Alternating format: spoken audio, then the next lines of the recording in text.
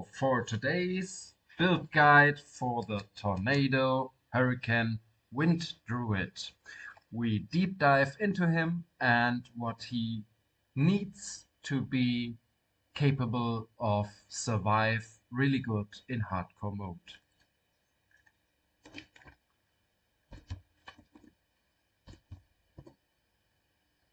So, what is important for the Wind Druid? You have to decide how you want to focus him on gear-wise. You can go for 20, 20, 20, 20 here, 20 the Oak Sage, and 1 point each. And if you are over level 93, you want to put the rest remaining points into Dire Wolf for synergize the life of the grizzly bear. Here you put no points into. But the thing is, Tornado and Hurricane have the same synergies, which is really good.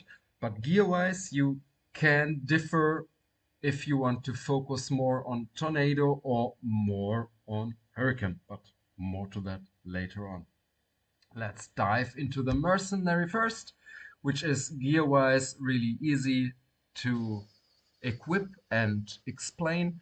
You have two choices, so you either go for an Act 2 mercenary, you can go for Holy Frost, this is the most secure option, with a cheap treasury, kind of cheap,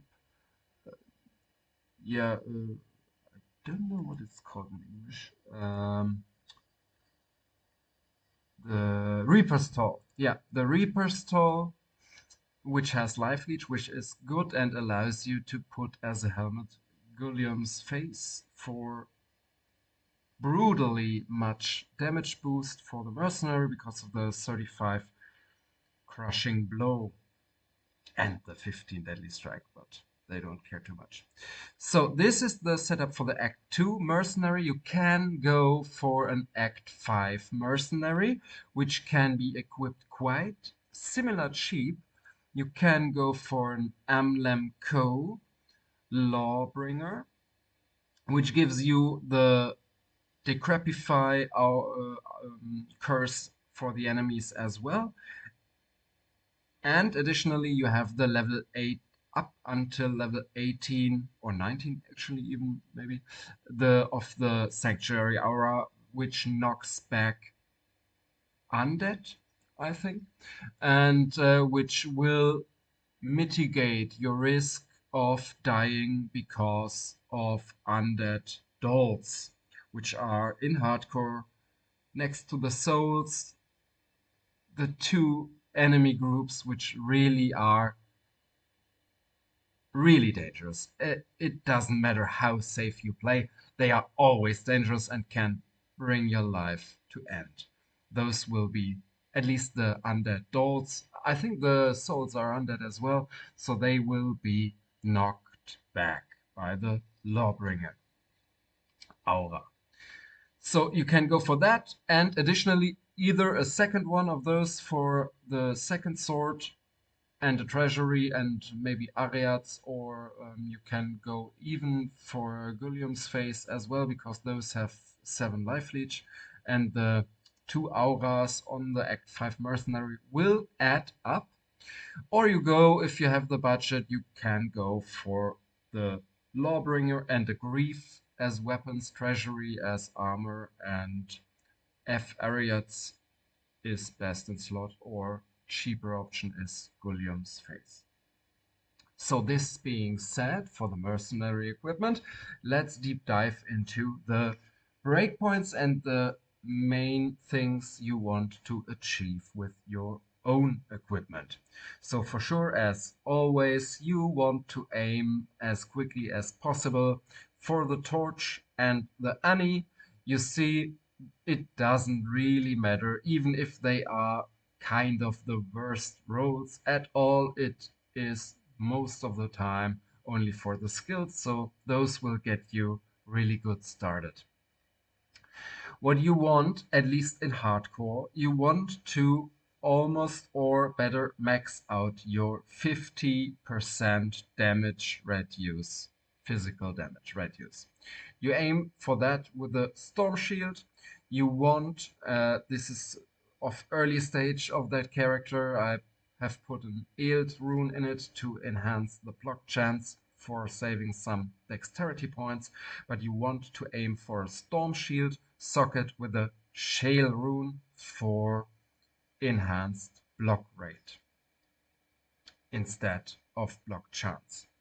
So you want for sure the max block, 75%, but with a faster block rate instead of a higher block chance.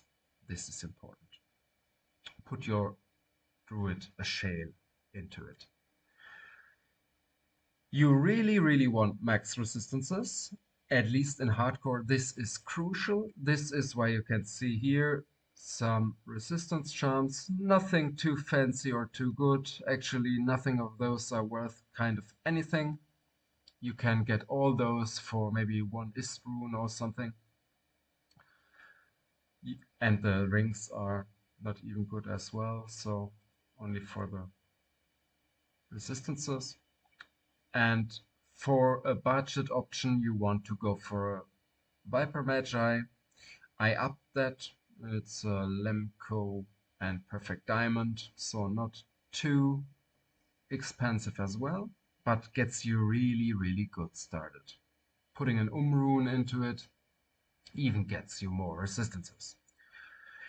As the cheapest budget option, you can go for Jalals. This is kind of, I think, pool around of its worst. You don't need too much of it. You don't need the 2/2 shapeshifting skills. You don't need the attack rate. You don't need really the strength. But what you really want is the 30 all resistances. And if you put a socket into it, you can socket it, for example, with whatever is missing, whatever you are lacking resistance-wise, or whatever you have jewel-wise in your stash. Yeah, the budget option is Spirit Sword. You get the 2 skills, the fast cast rate, fast hit recovery, much nice stuff, vitality and mana, a bit of defense versus flying stuff, and a bit of magic absorption. You want +2 skills on your amulet. Best would be 2/2 druid skills and 19 fast cast rate, which is only achievable by crafted ones, but this is what you aim for because the main fast cast rate breakpoint you want to achieve is 99 fast cast rate. You normally get 20 by your Mage Fist gloves. You can get 40 by Hoto, Heart of the Oak, Kovacs Pool Tool, Rune Word in a flail. So you have the 40 plus 20 is 60. And you have the Arachnid Smash as the best in slot. So you have the 40, 60, 80. And then you have with an amulet with 19 fast cast rate, you have your 99% fast cast rate breakpoint. And putting him in best in slot armor, an Enigma for teleport, you have quite a nice traveling movement speed by teleporting around. And with this character especially, you really feel safe in hardcore, even teleporting around through enemy hordes.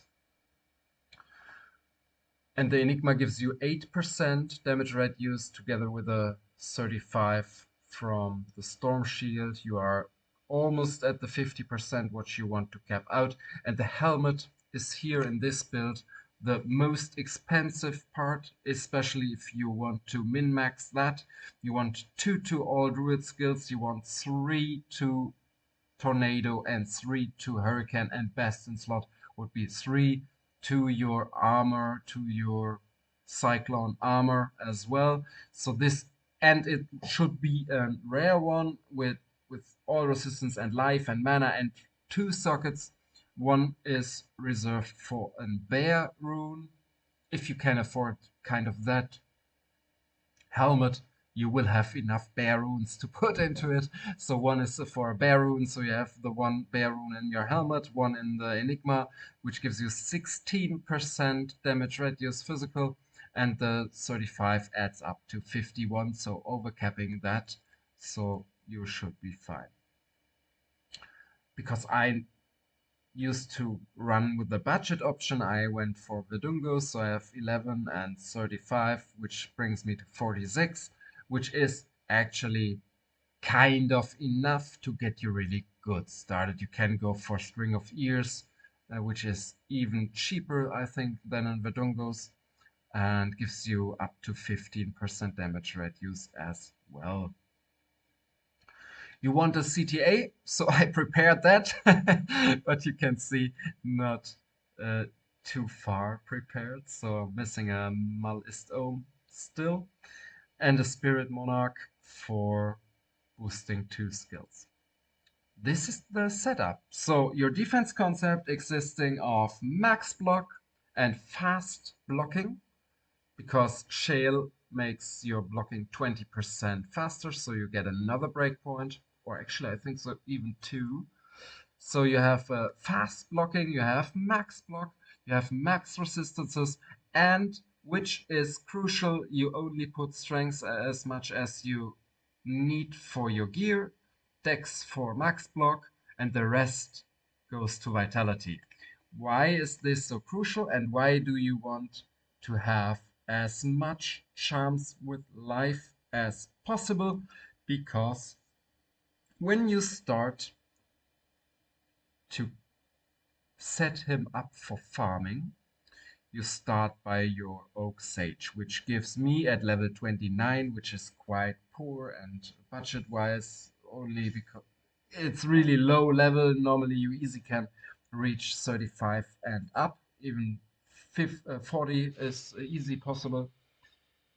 You get with level 29 already 170% more life. This is insane. You want that as high as possible. You want the Cyclone armor, which absorbs at level 32 1800 damage, which is calculated after your resistances are filtering 3/4 of that damage out. You want, as soon as you are out of town, you want to activate your Hurricane, which stays like about a minute if you have the level high enough. You really want to keep that already up and running. You want to cast your 5 Ravens, your 5 normal Wolves, your 3 Dire Wolves, and your Grizzly, and then you're set up.